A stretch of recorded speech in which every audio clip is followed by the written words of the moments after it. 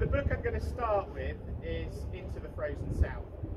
So it was an antique copy of Into the Frozen South that I found about 7 years ago now in an antique bookshop, and it obviously raised my interest because it was about scouting, one of my loves, and Antarctica, another one of my loves. So I found this book Into the Frozen South and I read it and I realised that in 7 years time at the time that 2021 would be coming up.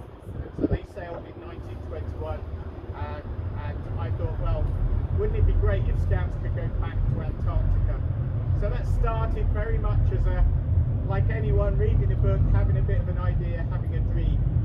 Now to take that dream and turn it into reality has been an amazing experience for me, really.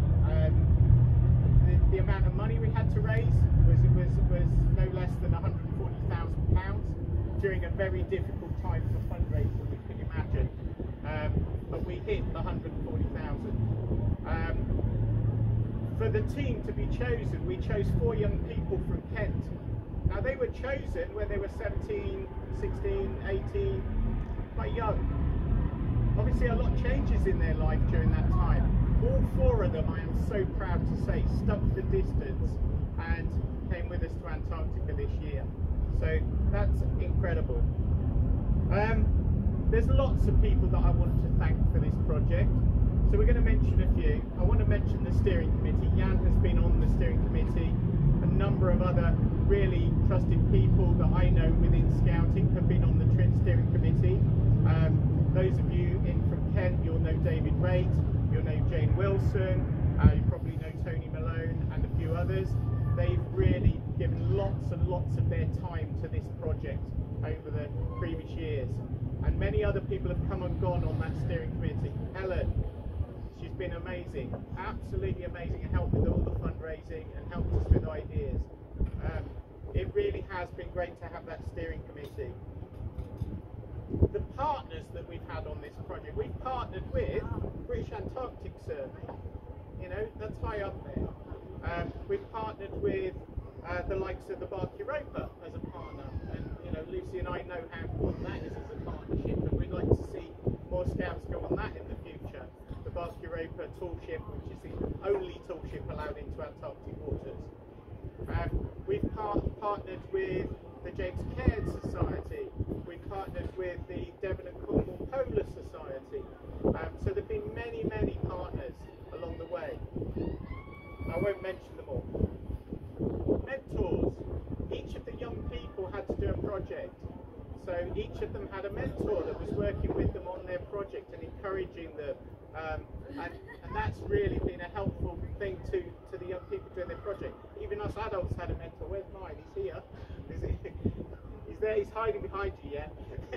So I had my mentor. So Graham was helping me with my sound recording, and the advice he gave me was really, really useful when I was sound recording in Antarctica. Not least to keep my camera in a bag. So mentors.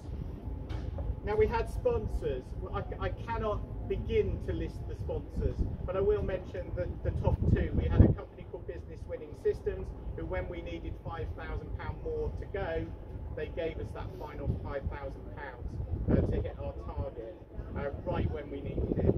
And there was the East and West Kent Masons of Kent also gave us £5,000. So really made a significant difference. They were the Emperor Penguin sponsors. Then we had a whole load of King Penguin sponsors right the way down to our little chin straps and Gentoos and so on. So we're grateful to every single person that sponsored this project. We had some amazing patrons. We had the Honourable Alexandra Shackleton, which is Shackleton's granddaughter. So when we sailed under Tower Bridge a year ago yesterday, I can't believe it, yeah, but it was, then we had John Quiller Rowett's grandson and Serena Shackleton's granddaughter with us as we sailed under Tower Bridge, exactly as they did 100 years ago. So I'm really proud of that. We had 4 other supporting patrons. We had Wayne White, quite a character, amazing character. those of you that have met him here. So he is the South Pole Winter Manager, and he was South Pole Winter Manager for the US base at the South Pole for 3 winters, and he's just released a book himself about his time at the South Pole, surprisingly called Cold, but it's well worth a read. So that's Wayne White. We had James Ketchall, and he's the chap that climbed Everest, rode across the Atlantic, and what was the other one he did? Cycled all the way around the world. And he also went around the world in one of those paraglider, gyrocopter things. First person to gyrocopter around the world. So he's an absolutely crazy guy, but really, really supportive of our project from the start. We had Lou Rudd, who was the first man, UK national, to actually reach the South Pole and return under his own power. And then we had Felicity Aston, who used to live in Kent. She now lives in Iceland, and she was the first woman to ski to the South Pole. So we had some amazing patrons support us for this project, and we're really grateful to them. Now the Quest expedition, it lasted a year.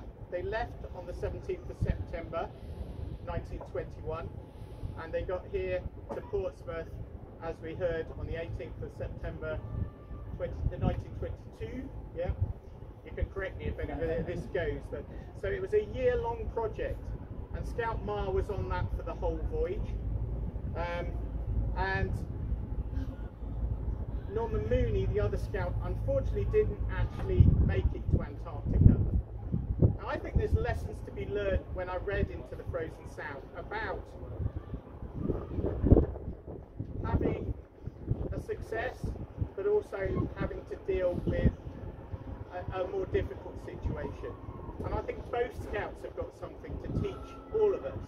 And certainly this weekend, for those of us that have been here this weekend, we had hoped to sail into Portsmouth today on a tool ship. For whatever reason, it wasn't meant to be. We had a catastrophic engine failure at Plymouth, but we've had an amazing experience together, living on the tool ship at Plymouth.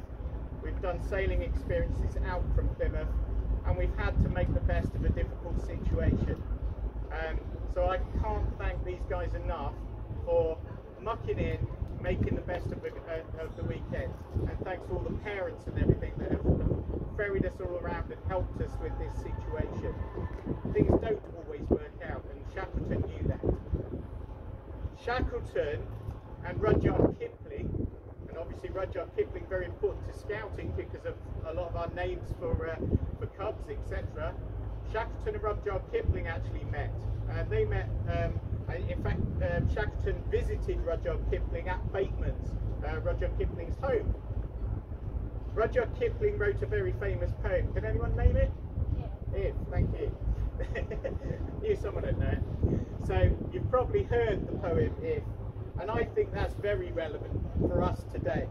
If you can meet with triumph and disaster and treat those two imposters just the same. And I think we've done that with spades a number of times on this project. Unexpected things happen. Always have a plan B. I didn't have one this weekend. I couldn't possibly think of anything that might happen that would stop us getting here, but it did. So life is what happens to you while you're busy making other plans. That's a quote from another famous person, which is John Lennon, one of my favourite singers. Life is what happens to you when you're busy making other plans. I love that, because I have had a fantastic weekend. It's been great, okay? It wasn't what I planned, but it was great. Now, all good things have to come to an end, and this is the official end of the Request2021 project, but I have to tell you it's not the end of the Request Foundation, which we've set up. So myself, Jan, Lucy, a number of other people involved in the expedition have set up a charity. We're in the process of doing that. All the paperwork's been signed. We've set up a bank account, and the funds that we've got left in Kent Scouts are going to be moved over into the Request Foundation.